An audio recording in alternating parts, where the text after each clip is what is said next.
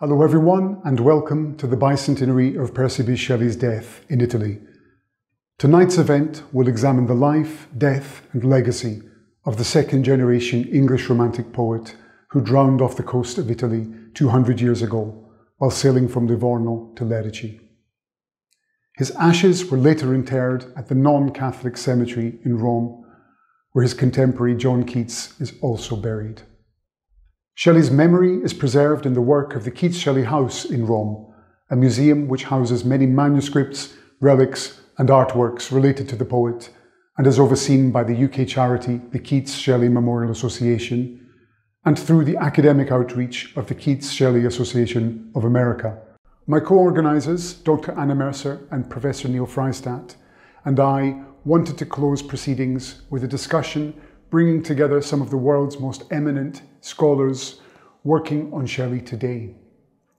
Our roundtable discussion will cover Shelley's life, work and thought, his relationships with Lord Byron and Leigh Hunt, and the intertwining legacy he shares with John Keats, who died in Rome the year before Shelley, and to whom Adonais, Shelley's last great finished work, some would say his masterpiece, is dedicated.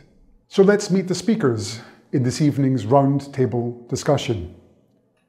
Serena Baiesi is Associate Professor of English Literature at the University of Bologna, where she teaches British Romanticism. She co-edited a collection of essays on Jane Austen and popular culture, Subversive Austen from the Critic to the Reader, and published a book on Letitia Elizabeth Landon and metrical romance, The Adventures of a Literary Genius. Her current research concentrates on Leigh Hunt and the Italian context, with special attention to the periodical The Liberal. Nora Crook is Emerita Professor of English Literature at Anglia Ruskin University, Cambridge. She specialises in the Romantic period and particularly the works of Mary Shelley and Percy Bysshe Shelley. She is, with Neil Fraistat, the co-general editor of the complete poetry of Percy Bysshe Shelley from Johns Hopkins University Press, and editor of the recently published 2021 Volume 7 in that series. This contains Shelley's posthumous poems, including The Triumph of Life. Mathelinda Nagubodi is a Leverhulme Trust Early Career Fellow in the Faculty of English, University of Cambridge. She's currently working on a critical memoir, The Trembling Hand, Reflections of a Black Woman in the Romantic Archive.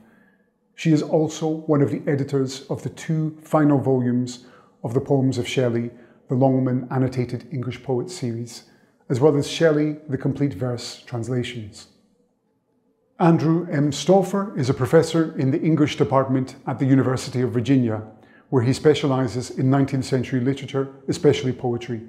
His major publications include Anger, Revolution and Romanticism from Cambridge University Press, and Book Traces, 19th Century Readers and the Future of the Library from the University of Pennsylvania Press. He is the co-editor of a forthcoming selected edition of Byron's poetry for Oxford University Press, and he serves as president of the Byron Society of America. Dr. Fernando Valverde was voted the most relevant Spanish language poet born since 1970 by nearly 200 critics and researchers from more than 100 international universities, among them Harvard, Oxford, Columbia, Princeton, Bologna, Salamanca, UNAM and the Sorbonne. He is Assistant Professor of Poetry at the University of Virginia and has published more than 20 books in different countries, one of them the very first biography of Percy Bysshe Shelley in Spanish. And lastly, the co-organisers of this event today, themselves important Shelley scholars and without whom none of this would have been possible, and both of them will be chairing this discussion. Anna Mercer is a lecturer in English literature, specialising in Romanticism at Cardiff University. From 2017 until now, she has been the Director of Communications for the Keats-Shelley Association of America. Anna is particularly interested in the dynamics of literary relationships and the works and experience of women writers. And she has published a number of articles on these topics, including essays and chapters for the Keats-Shelley Review. Her first monograph is titled The Collaborative Literary Relationship of Percy Bysshe Shelley and Mary Wollstonecraft Shelley, and was published by Routledge. and Neil Fraistat, Professor Emeritus of English at the University of Maryland and past President of the Keats-Shelley Association of America. With Nora Crook, he is the co-general editor of the complete poetry of Percy Bysshe Shelley, and with Donald H. Ryman, he is co-editor of the Norton Critical Edition of Shelley's poetry and prose. And before we begin, I wanted to express our thanks to Gabriele Giuliani and his team at Twice Out for creating this virtual conference suite, blending decorative elements from the real Keats-Shelley House in Rome and bringing scholars together to have what I trust will be an illuminating conversation. And now, over to you, Neil. Thanks, Giuseppe. Let's go back 200 years to a time when the Shelleys, with their close friends Edward and Jane Williams, were sharing, along with their children, the Villa Magni, the isolated house on the wild coast of the Gulf of Spezia, where ominous things were happening. These include Percy tasking Trelawney with procuring a fatal dose of prussic acid, Percy's by now two famous hallucinations, one in which he saw a child arise from the sea, clap its hands in joy, and smile at him. The other in which he met his own ghostly double on the terrace who asked, "How long do you mean to be content?" Percy's rowing Jane Williams and her two children dangerously far from shore in a frail dinghy, and remarking to Jane, "Now let us solve the great mystery," to which she wisely replied that she and the children wanted their tea first. Then there was Mary Shelley's nearly fatal miscarriage on June 16th, followed by Percy's unforgettably Gothic night terror, in which he dreamed of seeing Edward and Jane Williams with bodies lacerated and faces bleeding, warning him, "Wake up, Shelley, the sea is flooding the house, and it is all coming down," which was followed by a vision of himself strangling Mary as he in real life ran screaming into her bedroom. And it got worse from there. Sailing back on July 8th from Livorno, where Shelley greeted his recently arrived friend Leigh Hunt, Shelley's boat, the Don Juan, was overtaken by a storm off the Gulf of Spezia, and he drowned, along with Edward Williams and Charles Vivian, their young boat hand. What followed is now the stuff of legend, as Shelley's drowned body was washed upon the shore 10 agonizing days later, with a doubled-over copy of Keats's 1820 volume in one pocket. He is then cremated, with Byron, Hunt, and Trelawney in attendance, the latter of whom famously pulled from the ashes what was thought to be Shelley's heart. The legendary nature of Shelley's life and death, as well as the cultural life of his poetry, all would have been quite different had it not been for the efforts of Mary Shelley herself. I wonder, Mathelinda, if you would comment upon that. Thank you so much, Neil. Well, what strikes me about the last days of Shelley is precisely the ominous atmosphere that you have been outlining just now. It's almost like in a classical tragedy, where everything is laden with significance and nothing is a coincidence. Whether it be Shelley contemplating suicide and ordering prussic acid from Trelawney, or Mary Shelley's near death due to a miscarriage, and Shelley rescuing her by placing her in an ice bath. And you might wonder, why did they get ice in such a small nowhere place in a sweltering month of June in Italy? But what was Shelley doing in that boat on the 8th of July? Well, he was sailing back from having welcomed Leigh Hunt, as you mentioned, who Hunt had arrived in Italy with his family. Serena will say more about Hunt in a second, but I just want to note that Leigh Hunt had left London in November of the preceding year, so it took him 8 months to get to Italy, which is extraordinarily slow even at the time, which of course travel was slower, but not that slow. Shelley had been expecting Hunt's arrival for several months. Already in spring, he thinks that Hunt is about to come, and Hunt keeps delaying and delaying. But what if Hunt would have come earlier? Or what if Hunt would have arrived even later? Then Shelley would have had no reason to sail from Livorno on that fateful day of 8th of July. Another counterfactual. What if Mary Shelley would have been with Shelley in the boat? Soon after Shelley's death, Mary Shelley set about editing his poetry. The first fruit of her labor was the publication of May Day Night, Shelley's translation of the Walpurgisnacht scene from Goethe's Faust. This appeared in the Liberal in October of 1822. Mary then set to work preparing a complete edition of initially Shelley's poetry and prose, but it ended up only being the posthumous poems of Percy Bysshe Shelley, published in 1824. This included, among other major poems that Shelley wrote, the just as ominously titled The Triumph of Life. If Mary Shelley would have been in the boat with Shelley when he drowned, and she may well have been had it not been for the miscarriage which left her quite ill, we would not have had half the Shelley canon. It's not only the work that Mary Shelley did in publishing Shelley's unpublished writing, it's also her role as a champion and promoter of Shelley. For instance, gathering his writings that were scattered amongst his group of friends and his publisher, and then making them accessible, first in Galignani's pirated edition, and later, once Sir Timothy Shelley had died, in her own 4-volume edition of Shelley's poetry of 1839. Without Mary Shelley's editorial labor, posthumously securing his reputation, Shelley would simply not have been the canonical romantic that he is today. Yes, Mathelinda, I totally agree. And she did succeed in her expressed aim of making the world feel what it had lost in the death of Shelley. And I keep thinking of her deciphering Shelley's terrible scrawl from his draft notebooks in that cold, freezing winter that she spent in Genoa. And also her pulling every string to get back the manuscripts that Shelley had sent to his publisher Ollier, and which were just languishing there, unpublished. Ollier went bankrupt the next year in 1823, and what would have happened to the manuscript, goodness only knows. And then, after I think of that, I keep on going back to that miscarriage she had on June 16th. And Shelley's hallucinations that Neil mentioned don't really start till then, do they? And in his letters, he talks as if he was fully in charge, saving her life with making her sit in a bucket of ice. That he was efficient, he's decisive.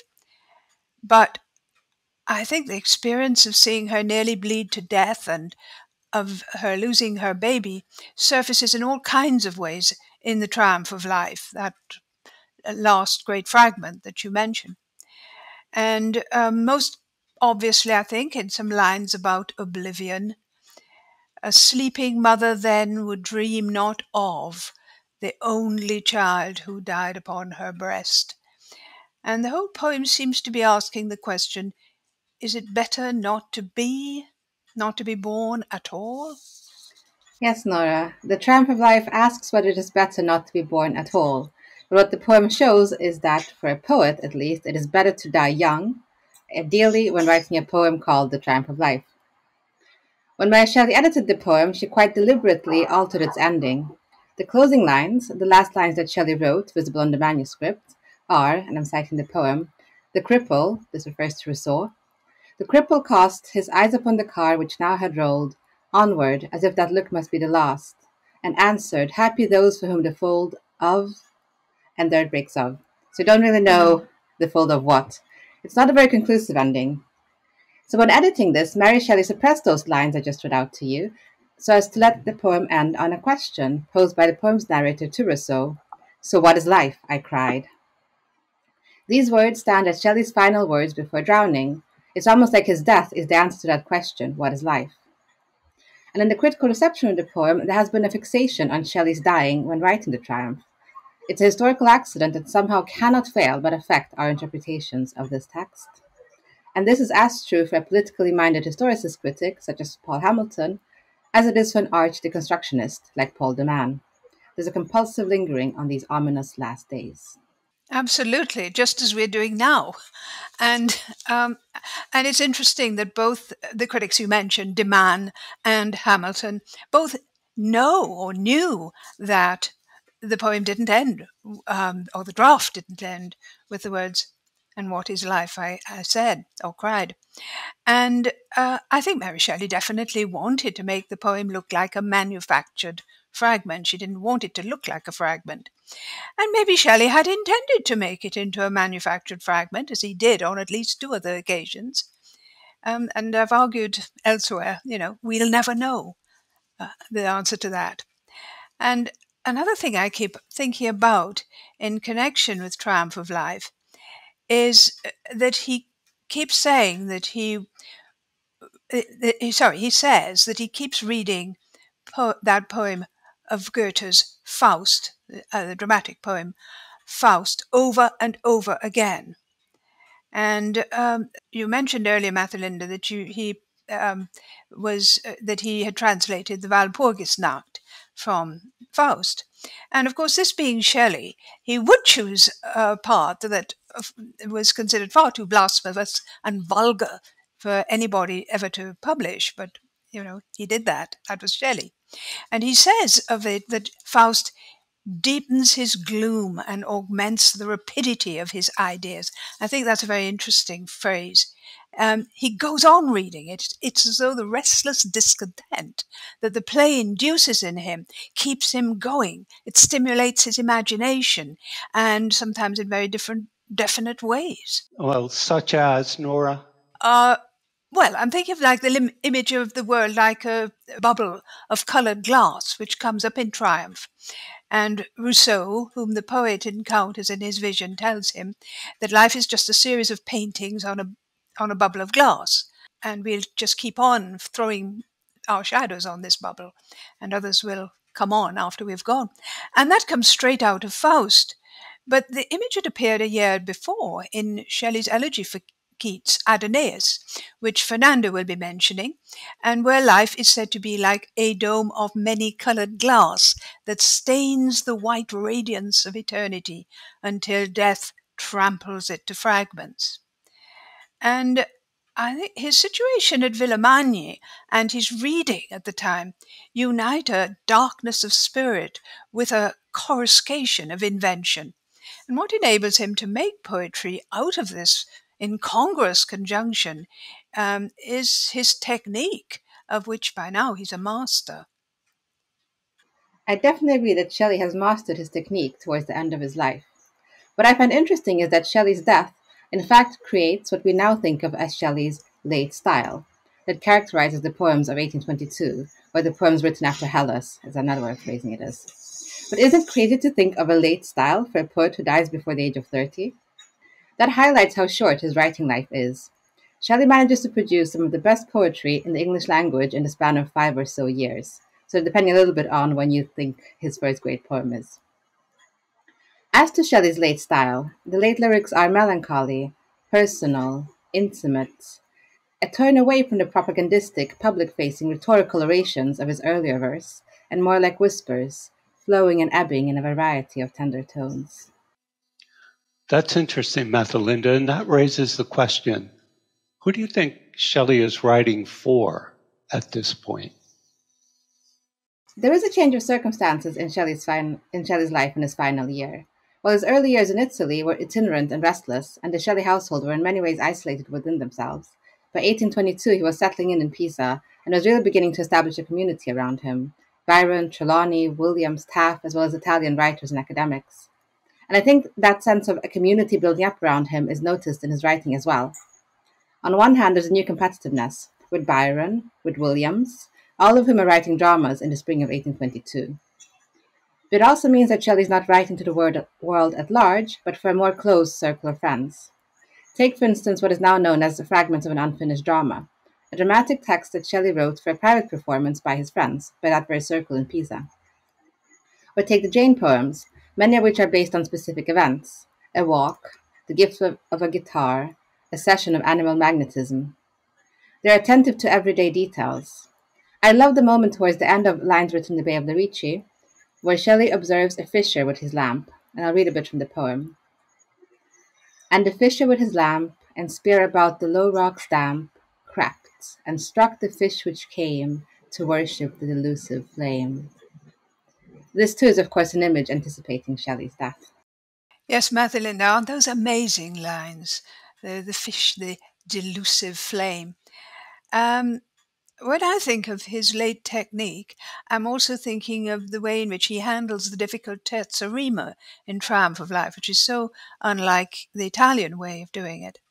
And I'm thinking of those exquisite songs he wrote for Jane Williams in the last months, weeks of his life, many of them to be set to music by her, for her to play on that guitar that you just mentioned, that Shelley had bought her, and some of them drafted in the same manuscript as Triumph, like the one you quoted from, the lines from the Bay of Levity. And sometimes you seem to hear in them the very sound of that guitar chord and the plucking of the strings, and the name Jane seems to echo through these last poems, he writes. In Triumph of Life, for instance, the rhyme words ending in ain, pain, chain, vein, strain, rain, keep on recurring, as though he's always trying to find his way back to the word Jane.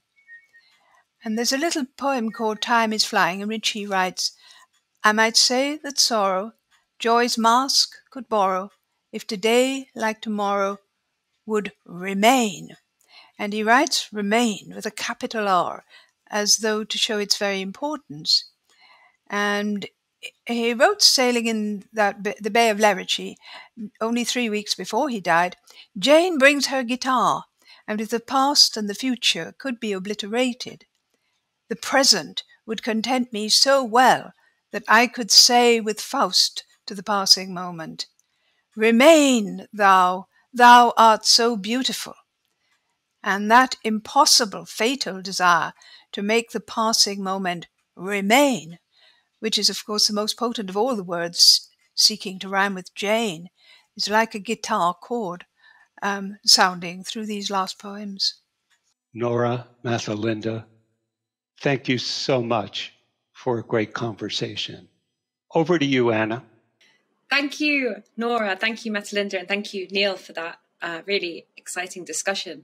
I would like to now turn to ask about Percy Bysshe Shelley as a particularly sociable creative writer. So I will ask Serena the following question. 1822 saw Shelley attempting to set up a new literary collaboration in the form of a periodical with his friend and supporter, the journalist and poet Leigh Hunt. Can you tell us a bit more about Leigh Hunt, how he came to be in Italy and what they were working on together?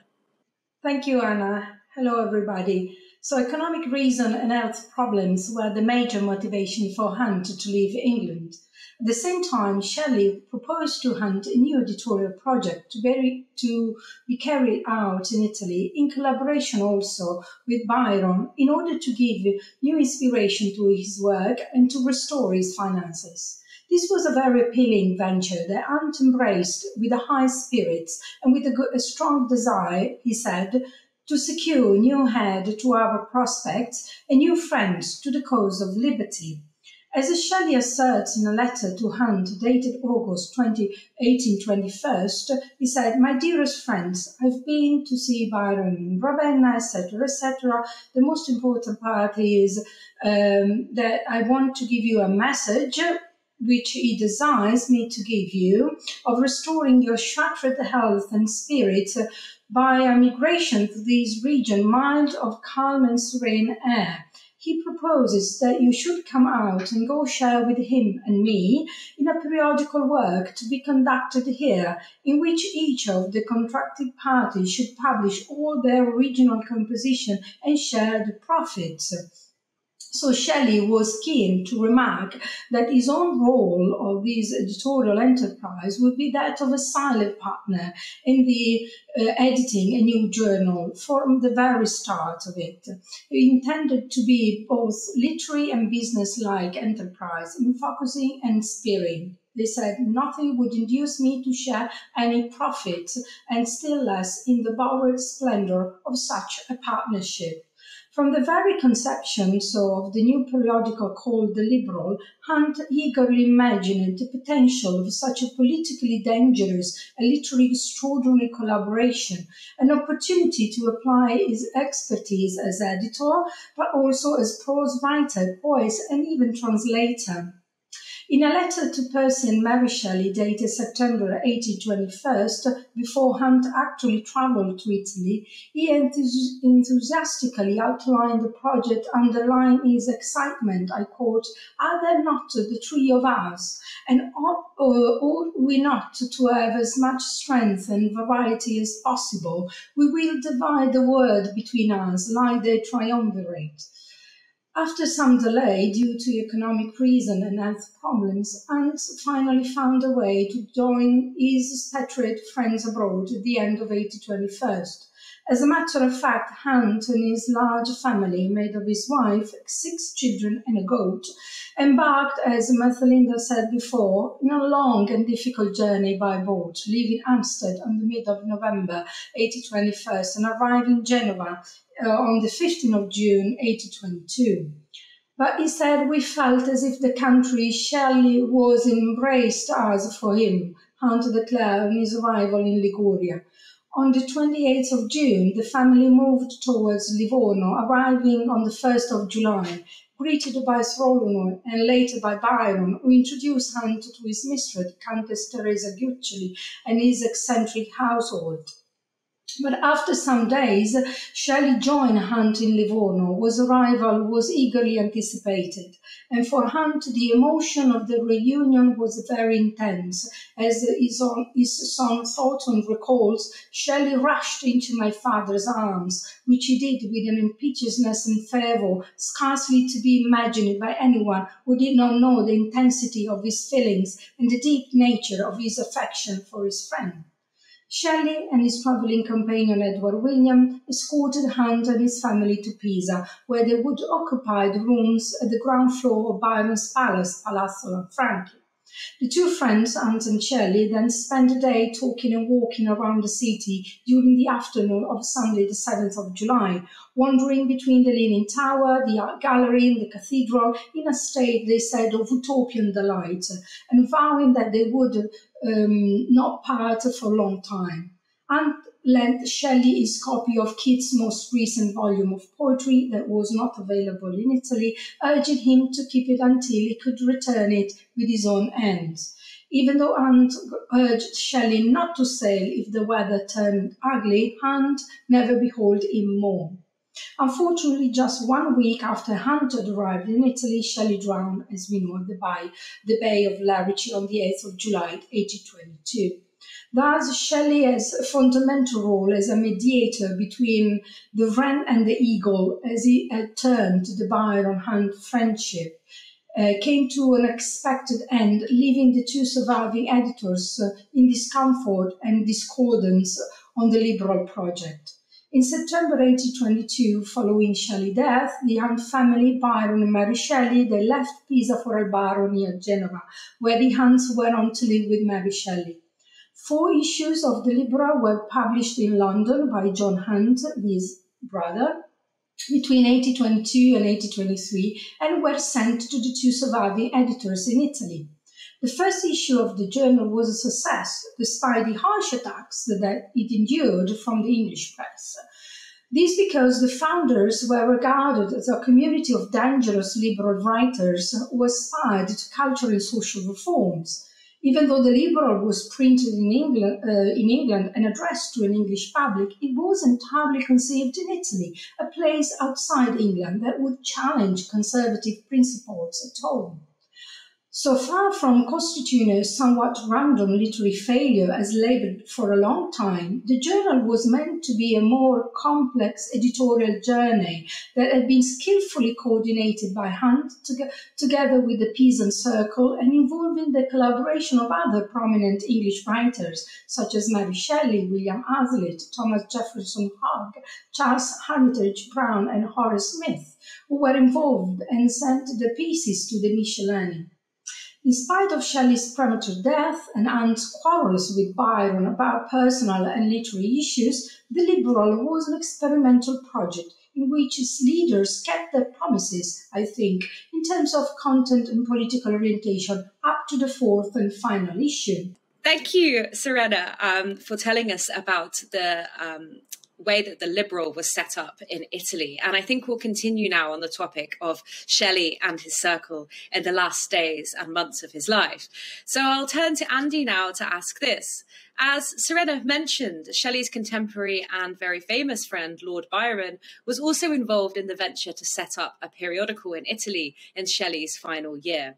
What was Byron's role in this? And can you tell us a little bit about Byron and Shelley's relationship at this time? Yeah, I mean, I go back to that hot August midnight in Ravenna when Byron and Shelley sat up late gossiping and catching up and sharing poetry and drinking gin and water when Shelley visited him in August. And that was really the moment where the idea for the Liberal was hatched between them.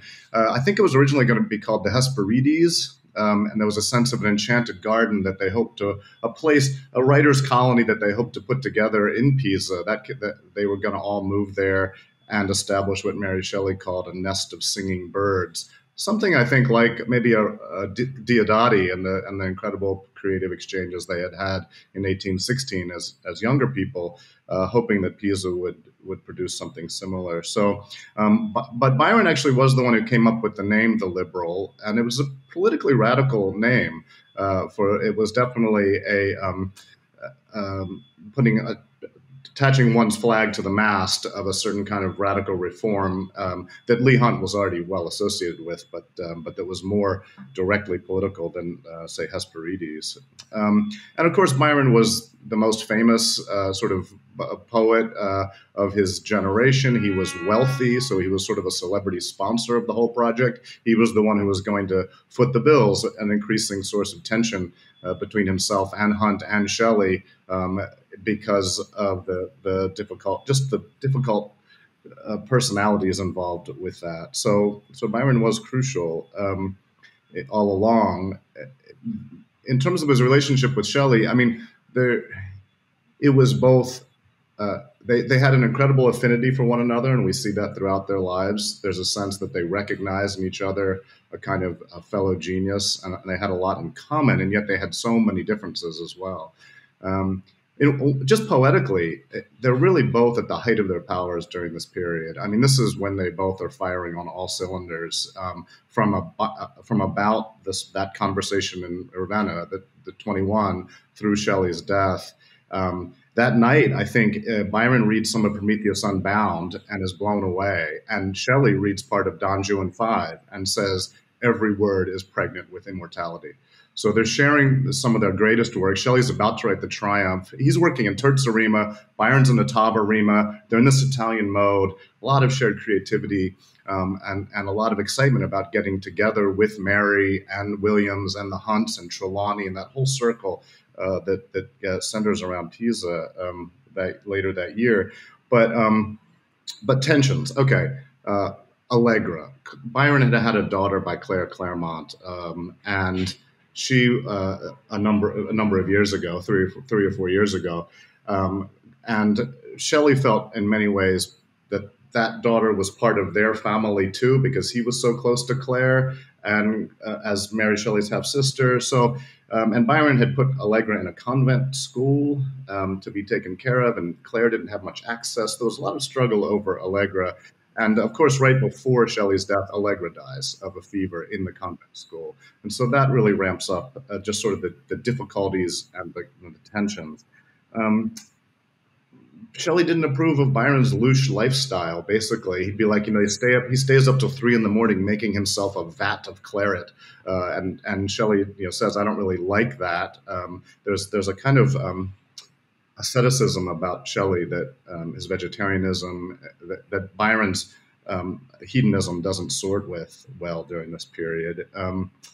Byron's very productive, and he's a celebrity, and Shelley in a certain way is put off by that. He compares himself to a glowworm in the sunshine and worried that he won't be able to produce because Byron is such a big personality and such a sort of productive poet. And then, of course, the money and Hunt and everything else. The boat is interesting. Shelley orders the boat. He wants to have a boat made. This will be the boat that eventually kills him, essentially. And he wants to call it the Ariel, a very Shelleyan name. But Byron wants to call it the Don Juan, which is the name of his masterpiece that he's currently at work on. Byron wins. It's called the Don Juan. But when it arrives, Shelley and Williams cut Don Juan out of the sale, the name, and take it off. So just that little struggle over the boat itself tells you something about the different personalities, Don Juan versus Ariel, and what's going on here. So yeah, there's a real connection between the two, and obviously a sense of collaboration that then, when Shelley dies, that whole hope of that writer's colony and the nest of singing birds quickly evaporates and disperses. So one thing, Serena, you said, talked about the Liberal as a successful venture, and in a certain way, I see what you're saying. There's a truth there, particularly in retrospect. But it seems like in the moment, of course, it was an emblem of failure, of this collapse of this community that I just mentioned. That it only goes through 4 issues and doesn't really have maybe the impact that they hoped. I don't know if you wanted to say more. Yes, I would agree with you saying that the Liberal was not as successful as maybe they hoped it would be, but it was meant to be a collaborative journal, and he failed because he lasted only 4 issues because, the editors were not getting along very well together, as you said. But if we read nowadays the Liberal with a new perspective, a new kind of reading and exploring the content and the value that we find in the Libra, is for sure a successful project. Is something that it contains a lot of literature in a very European and transnational perspective, because we've got a lot of translations and also a lot of interesting paratextual commenting on the translation, because we've got the Italian version and the translation of these authors. So there is a good sense of overcoming the boundaries of the national boundaries in terms of literature, using literature for political reasons. So they were very keen in disclosing their political ideas to an Italian as well as English published because of censorship. We know that everything was detected and read by the police. Everything, all the peasant circle was considered very dangerous in Italy as well as in England, because we know that Byron was linked to the Carbonari, and so it was a political movement in Italy. So, but this, censorship did not stop them in addressing themselves with a new kind of literary mission in order to encourage reform and ask for reforms in Italy as well as abroad. I don't know if you agree, and probably Byron among the 3 was the more committed to a political cause. Yeah, I think that's, in a way, it stands as it's like Shelley's own work, which of course is successful, even though at the time it didn't sell many copies and he himself didn't think of it as successful in the way that maybe he hoped that it would be the trumpet of a prophecy to unawakened earth. And yet, of course, it was. And we're still talking about it now. And so there's a way that the Liberal, as you say, the model it sets and the energies it sets in motion have a success far beyond its immediate moment. Yeah. Thank you, Andy. Thank you, Serena, for telling us about the Liberal and the kind of range of figures that were present in Italy at that period, and just what a kind of collaborative, inspiring moment it was for Shelley and Byron and others. Really important to think about them as a group of writers in that place in 1822 at that time. Thank you. I'm going to hand over to Giuseppe now. Thank you very much, Anna, and thank you for the wonderful discussion so far. It's a great pleasure now to introduce Fernando Valverde, who is going to speak about the relationship, both during their lifetimes and after their lifetimes, between Shelley and John Keats. Thank you so much. Hopefully, we have the opportunity to present Shelley for the Spanish reader, because we don't have a lot of poetry, a very good translation, and I hope in the future this situation changes And events like this is an incredible opportunity for the Spanish reader to understand and to know Shelley's life and poetry. Fernando, we're so grateful to have you here with us for this conversation. The Keats-Shelley House in Rome, as we all know, is a museum dedicated to Keats and to Shelley. And people often comment, were they friends? Were they close friends? Did they collaborate? What was the relationship between Keats and Shelley? It's very interesting that they were not close friends in real life, although they had met, but their legacies have become somehow inseparable, intertwined posthumously. Could you say something, Fernando, about the legacies of Keats and Shelley and perhaps something about their relationship during their lifetimes? Shelley enjoyed this idea, in my opinion, because he admired in a very good mood Keats' poetry. He was sure helping Keats. He was helping someone who will write a best poetry of him.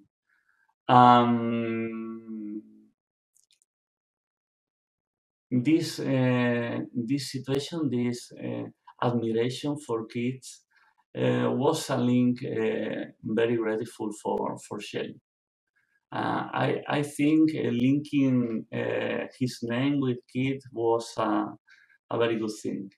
When Shelley's body was discovered off the shore of the beach at Viareggio, according to legend, his body was discovered with a copy of Keats's poems of 1820 in his pocket, as Neil Fraistat surmised during his introduction. I'd be interested to hear your opinion on that, Fernando. I think it's true, because Shelley admired a lot John Keats' poetry. But contrary to popular belief and logic, the truth is that, as surprising as it might be, the author of Adonais and John Keats were never great friends. They only met a few times and exchanged some letters and references through mutual friends. It's something incredible because the generosity of Shelley in his letter was tremendous, no? But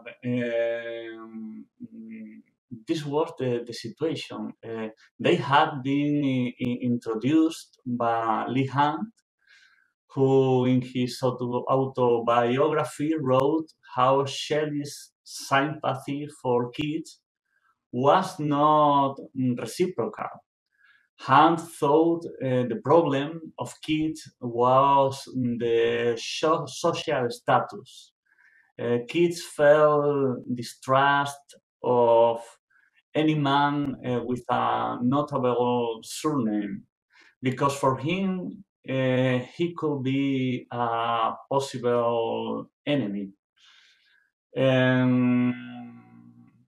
The first meeting between the two poets took place in December 1816 at the home of Leigh, where Shelley was spending a few days. That afternoon, Keats was not as kind to Shelley as Shelley was to him.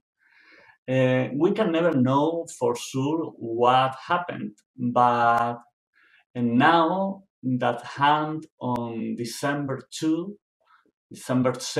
had published an article in the Examiner entitled Young Poet, in which Byron, Keats, and Shelley names are together for the first time. Despite Hunt's effort and Shelley's goodwill, Keats was never to like Shelley. I am thinking in William Almer works,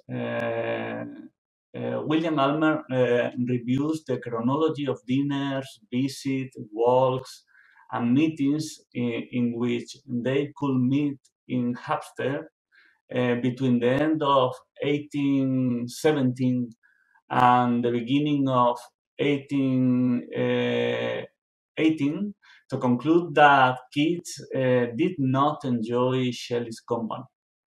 But in the spring of 1817, Keats and Shelley agreed to write an epic poem within 6 months, and the resulting is incredible, The Revolt of Islam and Endymion.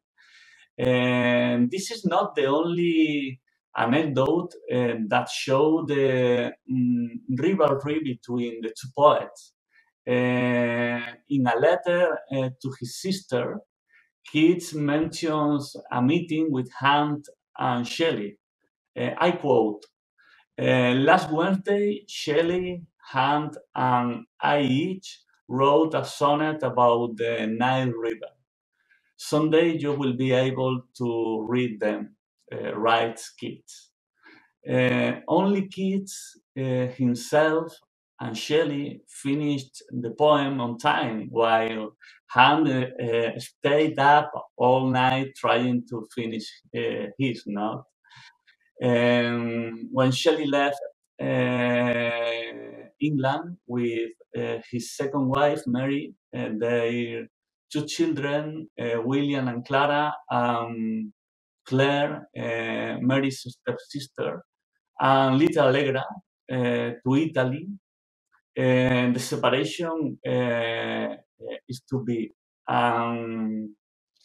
In his Italian exile, Shelley never knew about last years of John Keats' life, not even of the critical history of the Quarterly Review. The last time Keats and Shelley had met was in the winter of 1818. In 1820, John Gisborne brought the news to Shelley in Pisa that Keats had suffered a rupture blood vessel, which became in consumption. Keats should travel to a warmer place in order to recover. That moment, Shelley wrote the famous letter to John Keats, offering him his home and his help. I think the rest of the story is well known by everybody. Fernando, I'd also like to ask you about Adonais, Shelley's last great poetic work, and his elegy on the death of John Keats. I mean, it's such a beautiful poem, isn't it? I mean, some of the most touching stanzas are written about the non-Catholic cemetery in Rome. And of course, the saddest thing is when you read those, you realize that Shelley was to join Keats there. Could you say something about the process of composition and publication of that work? Yes, Adonais is a masterpiece, and it's a link forever between Shelley and John Keats. But I think Shelley was writing an elegy for John Keats like a poet, but in the person in the deep place of the poem probably is not John Keats. Probably is William, who died little time before, and in the same cemetery than John Keats, the Il Cattolico Cementerio Romano. Mary Shelley wrote Adonais is not the elegy for John Keats, is Shelley's own elegy. Probably it's an elegy for so many people. I know Shelley write this elegy for John Keats, but in his thinking are his song, himself. Thank you very much, Fernando. And now back to Neil, who I believe has a burning question for all of the participants. Over to you, Neil. Thank you, Giuseppe. In the second part of our discussion, we're going to talk as a whole panel about what fascinates us most about Shelley's last days. We'll begin by everyone making some shorter statements, and then we'll move into a full conversation about it. Let's start with you, Andy. Thanks, Neil. Yeah, I mean, for me, that moment on the shore when Trelawney is standing over this furnace, this cremation scene, presiding like a pagan priest over this, he says something like, "By fire I restore to nature the elements of which this man was composed," and he's throwing frankincense and salt on there. And Byron is off in the ocean swimming, and he sort of can't deal with this. So he ends up getting a terrible sunburn and is basically feverish and ill for months that follow. And in a certain way, his health never quite recovers. He only has a couple more years to live, and he will eventually be laid low by some fever that seems to have some connection to this moment. So there's a way, I look at Shelley's death as kind of a dark hinge of Byron's life, that he's just lost his daughter. He's lost his, this fellow genius with whom he hoped to reconnect and have this important project.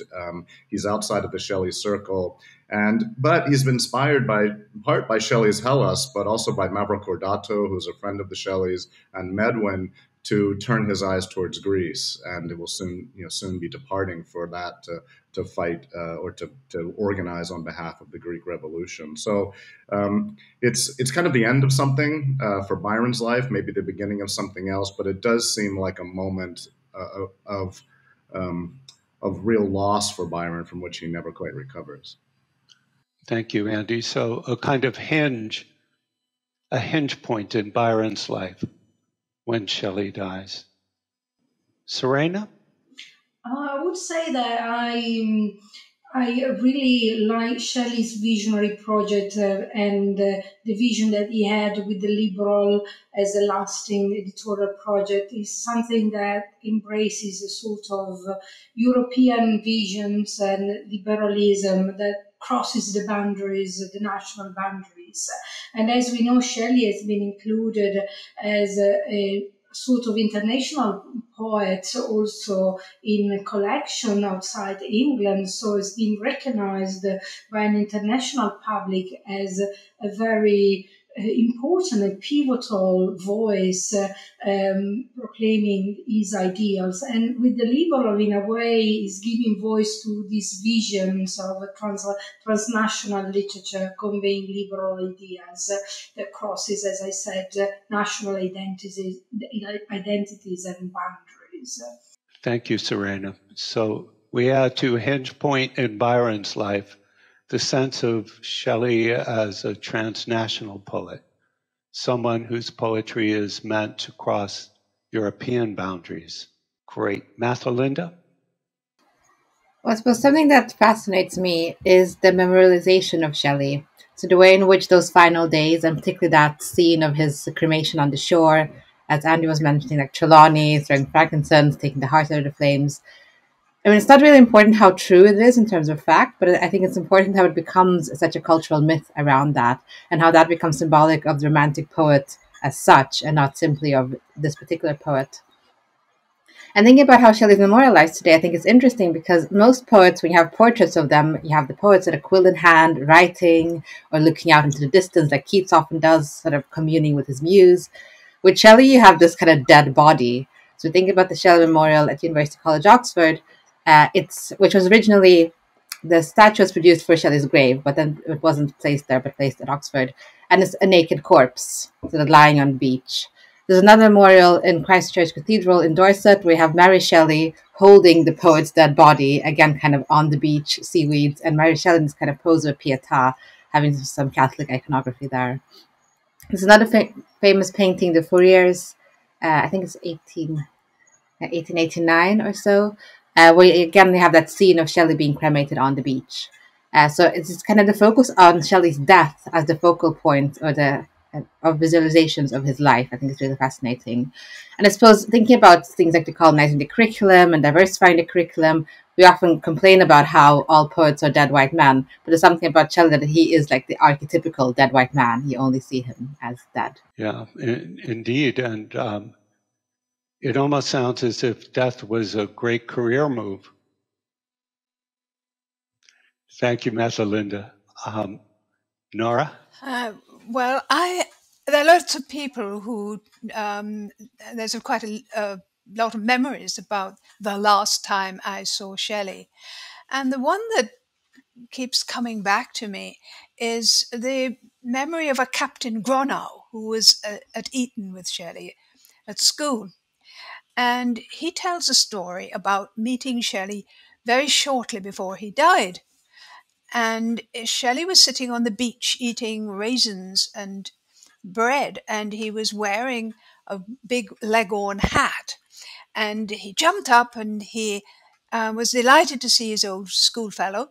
And then he said, "I only wish that I had some of that excellent brown bread that we used to get at Spears's." And Spears was a shop at Eton that used to cater for the boys. They'd sell food and drink there. And Gronow goes on. Then Shelley continued in a wild and eccentric manner, "Gronow, do you remember the beautiful Martha, the Hebe of Spears's? She was the loveliest girl I ever saw, and I loved her to distraction." And then Gronow said that Shelley looked careworn and ill, and his hair was greying. On my questioning about him about himself, his way of life, and his future plans, he avoided entering into any explanation. We then shook hands. I never saw him again. Now, this is very much the Shelley who is burnt out and ready to go, isn't it, that Gronow presents. The Shelley who asked for prussic acid, and Gronow would have known the story about the prussic acid. Of course, it's told as an eyewitness account, but of course it too has been mythologized. But what I'm haunted by particularly is not so much the idea of the burnt-out Shelley, but the embryonic poetry that is carried along in this story. Shelley calls Martha, this girl who sold bread, the Hebe of Spears's. She serves refreshments to the Eton boys. And in the myth of Hebe, Hebe was cupbearer to the Greek gods. And the lovely shape in Shelley's Triumph of Life bears a cup mantling with bright nepenthe. And she offers it to Rousseau. Rousseau's brain turns to sand when he drinks of it. And he goes mad, really. And the careworn Shelley remembers the lovely Martha, a Hebe, another cupbearer, who drove him to distraction in his boyhood.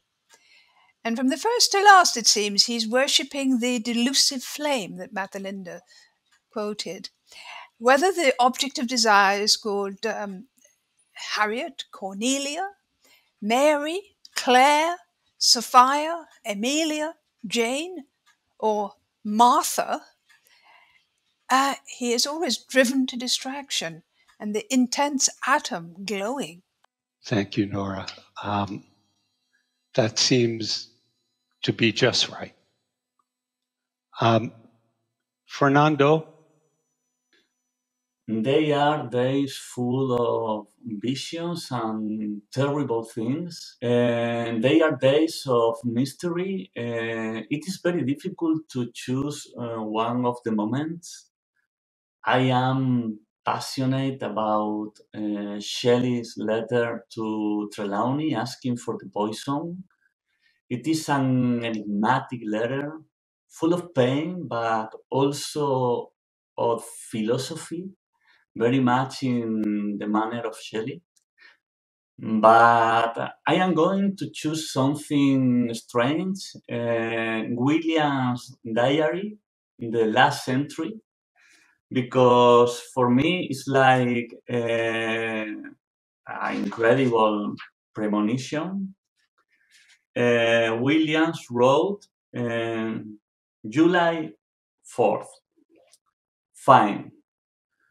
Processions of priests and religiosi have for several days been active in their prayers for rain, but the gods are either angry or nature is too powerful.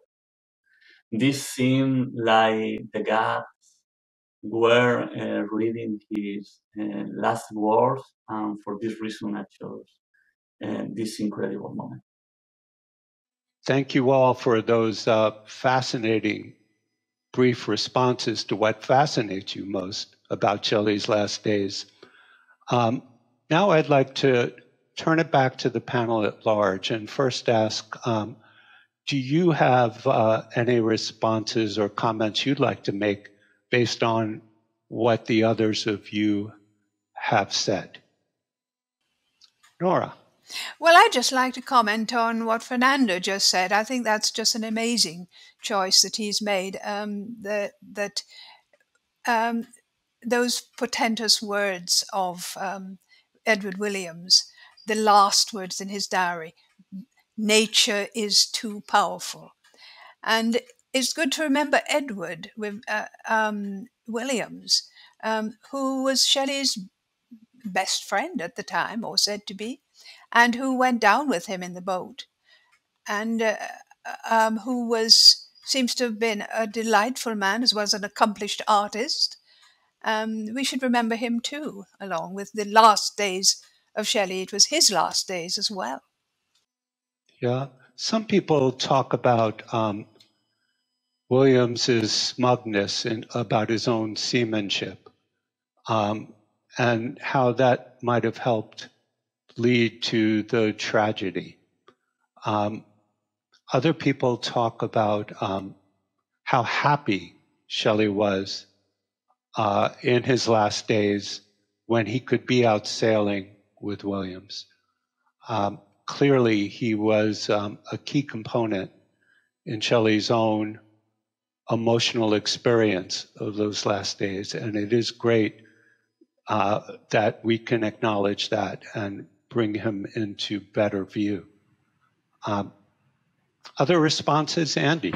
I just want to go back to the delusive flame that Nora and Mathelinda have both mentioned, which is so interesting because it's not only something that characterizes Shelley's imagination, but he's quite aware of it. And as early as a poem like Alastor, he's actually thematizing that as the whole subject of the poem. So it's not that he is simply a deluded wanderer, he's always needs a muse figure. He doubles down on that by making that his subject highly self-consciously. And so he's both deluded and very clear-sighted about the fact of the various gleams that we all pursue. And I think Mathelinda earlier said something about, there are no coincidences with Shelley. It seems as if everything was pre-scripted. And of course, he himself did a lot of that scripting. The fact that he dies in a boating accident, again, goes back to Alastor, where the little boat is driven by boiling torrents, or of course Adonais, which famously ends, my spirit's bark is driven far from shore,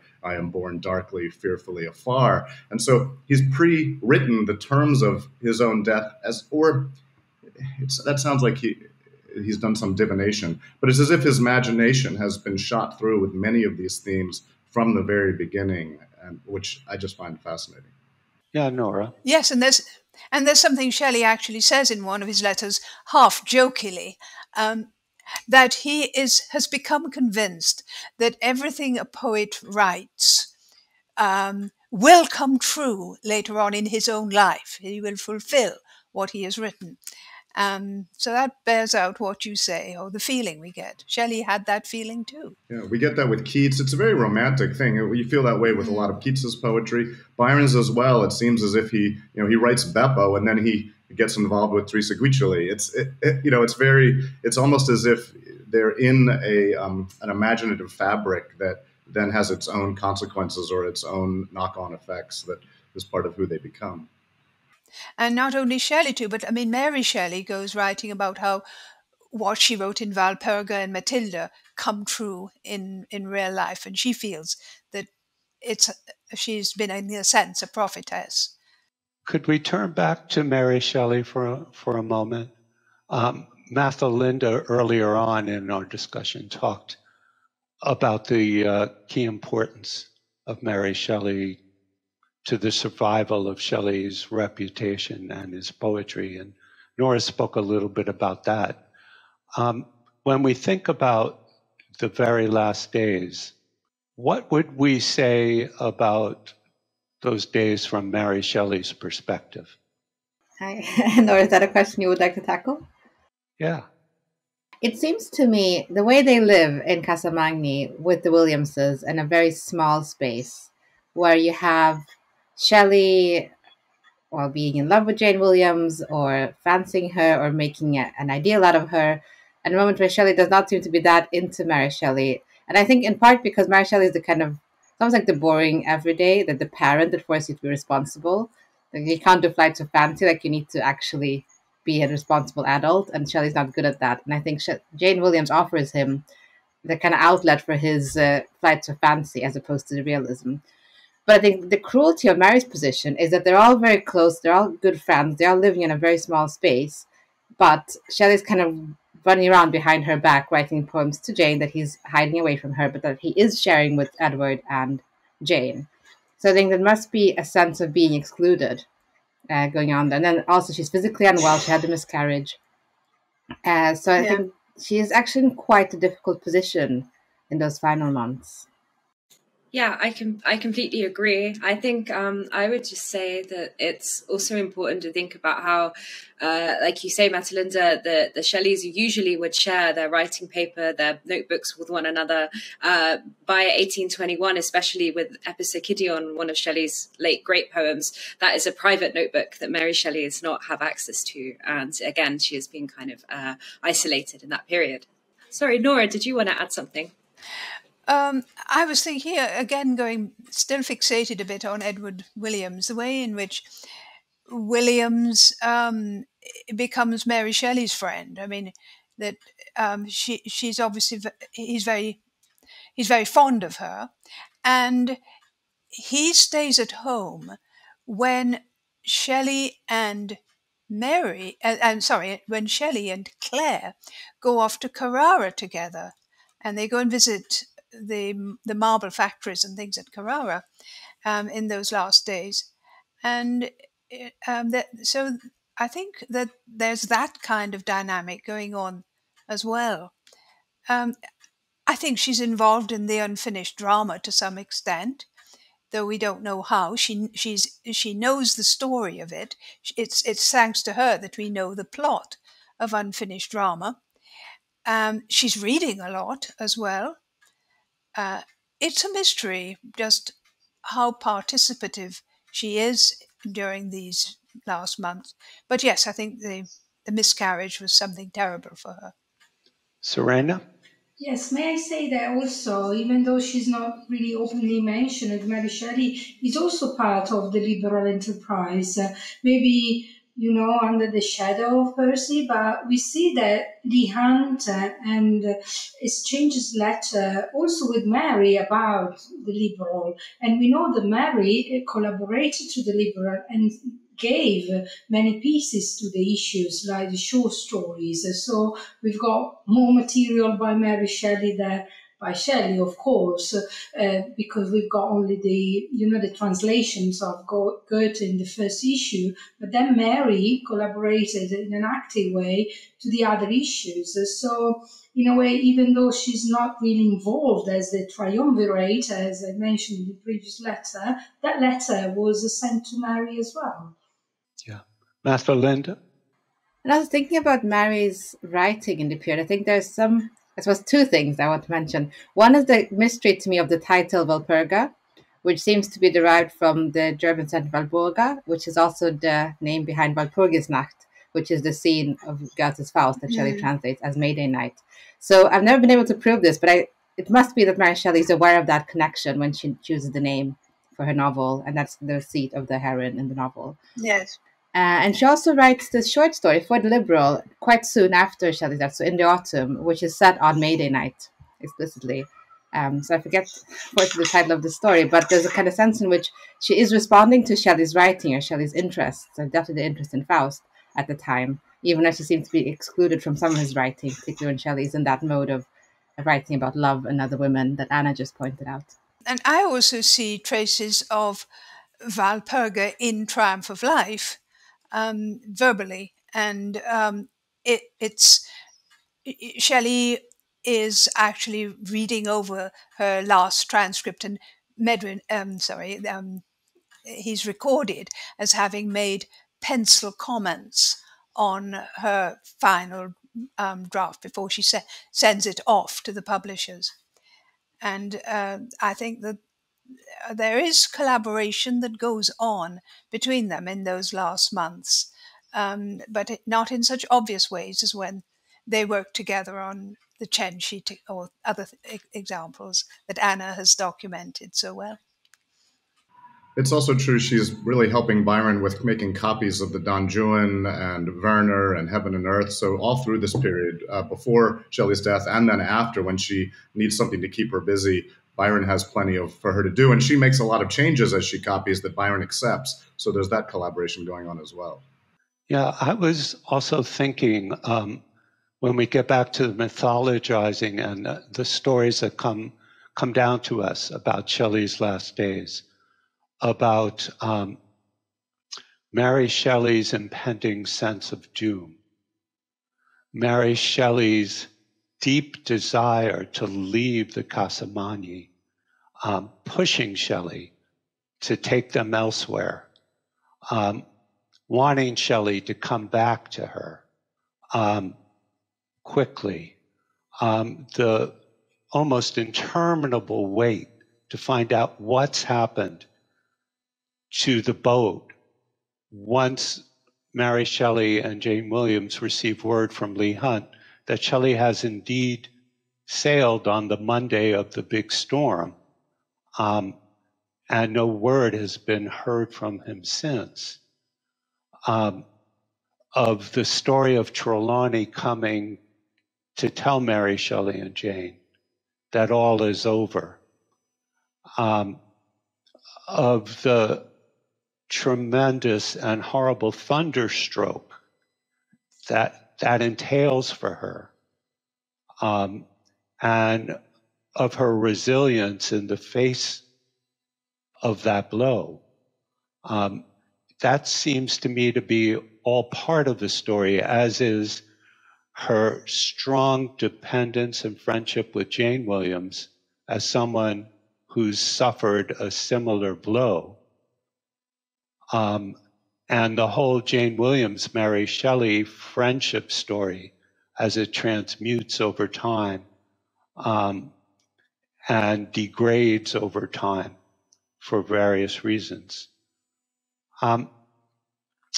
I'd be remiss, though, and this also speaks to Mary Shelley, if we didn't go back for 1 second and talk about something that always comes up in discussions of the last days, and that's Shelley's heart, which Trelawney claims he reached into the burning pyre and pulled out the unburnt heart.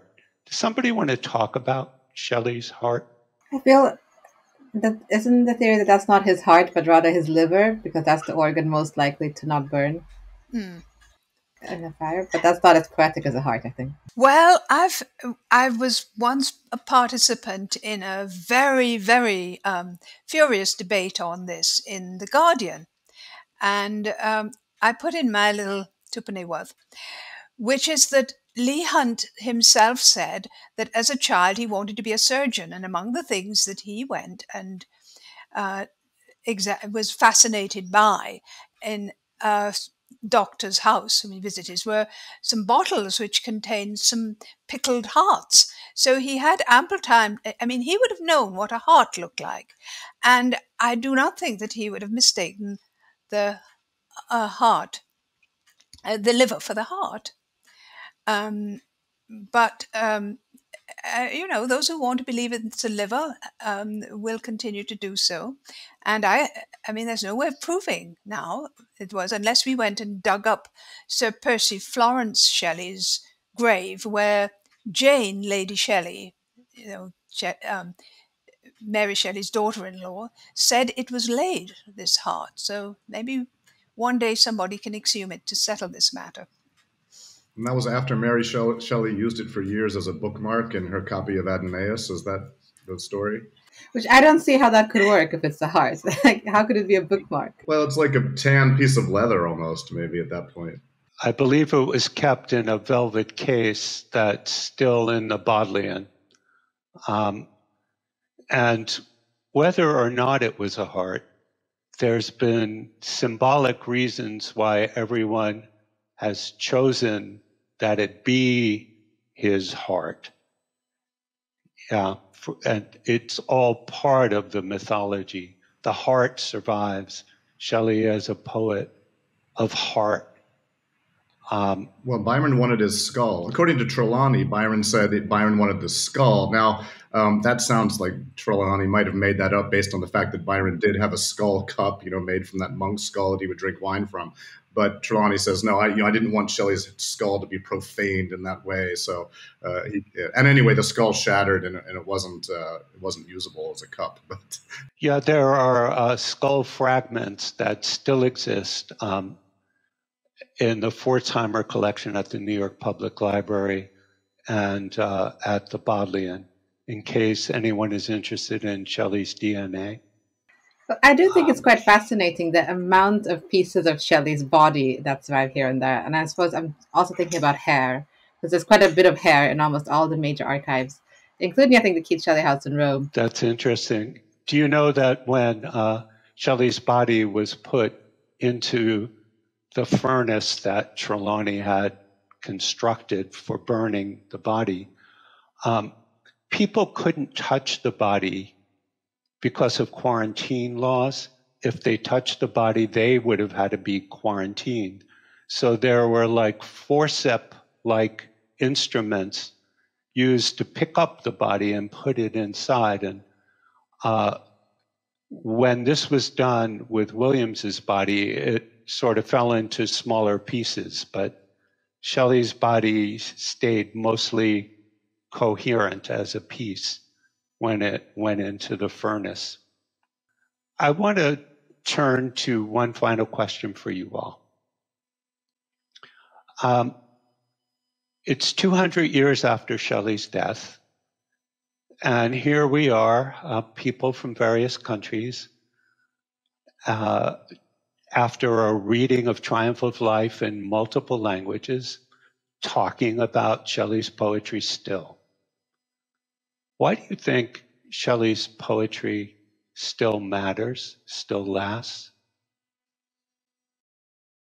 Nora. Yeah. Well, Shelley will, I think, always be the poet of the great mantras. The poet that speaks truth to power, the poet who writes, if winter comes, can spring be far behind, rise like lions after slumber in unvanquishable number. But I think that he wrote something which I think is very illuminating to me about why he is remembered. He wrote in defense of poetry, The end of social corruption is to destroy all sensibility to pleasure, and therefore it is corruption. It begins at the imagination and the intellect as at the core, and distributes itself thence as a paralyzing venom. At the approach of such a period of corruption, poetry ever addresses itself to those faculties which are the last to be destroyed, and its voice is heard, like the footsteps of Astrea departing from the world. And the faculties that are the last to be destroyed for Shelley are the faculties that experience pleasure. And he writes, poetry ever communicates all the pleasure which men are capable of receiving. Shelley's poetry communicates intense pleasure, and that is why he survives. Thank you, Nora. Yeah, there's a kind of ferocious idealism to his poetry too, which takes it into, it's a combination of pleasure and politics that keep him relevant. I mean, I go back to that famous line at the end of Defense of Poetry, poets are the unacknowledged legislators of the world. And there's something in that statement and in that whole essay, but particularly in its concluding moments, that really makes the case for why poetry matters at all. And he is a great mouthpiece for that and a great practitioner of it and a believer in it. Unlike Byron, who was much more skeptical about the power of poetry to do anything. And he was always sort of with his half himself not thinking that poetry was worth doing. And his poetry has a skeptical, ironic kind of thrust to it, which is actually a good vision for how to live in the modern world. But Shelley is who you turn to when you want a kind of, it's not just utopianism, it's an idealism that's not unmixed with a kind of ferocious satire, disappointment with the way the world is, and yet retaining a place for hope. Andy, I would add to that, though, for me, the idealism is all the more important because there's a ferocious self-reflexivity in Shelley's poetry. Self-interrogation always. And, the famous Julian and Madelot split between the voice that's supposed to be Byron's and the voice that's supposed to be Shelley's, the realist against the idealist. Shelley's writing both of those things. And you cannot find an idealistic statement from him in any of his longer works, especially, that doesn't interrogate itself over time. And I think that continues to make him timely. That continues to make us stay on our feet about our own ideals and what the holes are in them and what the other side is to them. And God knows the man had all kinds of faults and flaws, but he was aware of them. And, he was aware of many of them. And his poetry opens up the door for us to both see them and see beyond them. I completely agree with all that's been said. I suppose the other thing that I would say is important about Shelley, beyond the radical and the optimisticness that he has, the optimism he has in poetry as a force, is also just that you never feel finished with Shelley. You don't feel that you ever know him or know what he's going to write in something you've not read by him before. He's someone who only lived till the age of 29, but his corpus is something you never feel like you could know in depth. He wrote so much about so many things, and he's so varied, and you can keep coming back to poems that you do know very well and still feel like you have a whole version of them to discover. I mean, anyone who's tried to write a definitive reading of Mont Blanc, for example, will know that. So I think it's that kind of infinite attraction that Shelley has in terms of interpretation. I think Shelley is able to also convey very modern ideas, and also the younger generation find Shelley challenging, and they are engaging with Shelley also nowadays, because even though he's narrating story from other country, I'm thinking the Cenci, for example, is something that when you teach the Cenci to a modern audience is something that engages the readers in debating about what is right, what is wrong, what are the motivations behind people's actions, bad actions, so despite the historical background, the principles are there, the questioning about, even though we are living in a very difficult time, we must find a way to look to the future with a bright perspective. So it's something that helps also, nowadays, the younger generation to look at the future is, I think, very helpful also in opening up discussions that are very modern and pertinent to our era. Thank you, Serena. It reminds me of that letter that Shelley wrote, where he quotes Coleridge and says, "Hope is a duty we owe ourselves and the world." I want to conclude with something that I find fascinating and little known about Shelley's last days. As Nora points out in her commentary for The Triumph of Life, Shelley's last reported poetic word was not in the triumph itself, but in a poem welcoming Leigh Hunt on his arrival in Italy, which opened, according to Hunt's account in the Liberal, with an image of Tuscan fireflies, quote, taken from their dusk look and the fire underneath it, in which he found a likeness to his friend.